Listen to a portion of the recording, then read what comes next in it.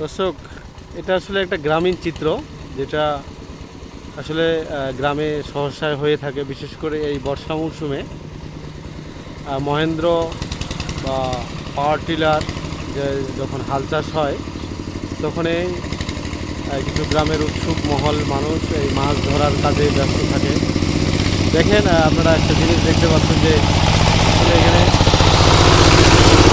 সকলেই মাছ ধরা নিয়ে ব্যস্ত আছে।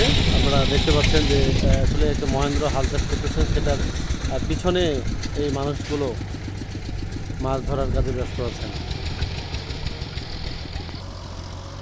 আপনারা দেখতে পাচ্ছেন যে একটি মহেন্দ্র দিয়ে হাল চাষ করানো হচ্ছে এবং তার পিছনে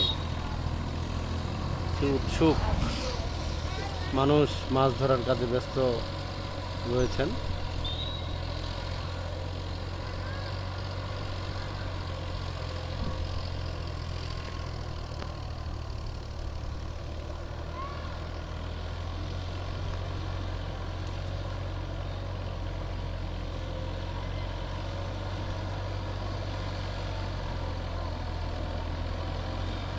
আপনারা আসলে দেখতে পারেন যে কীভাবে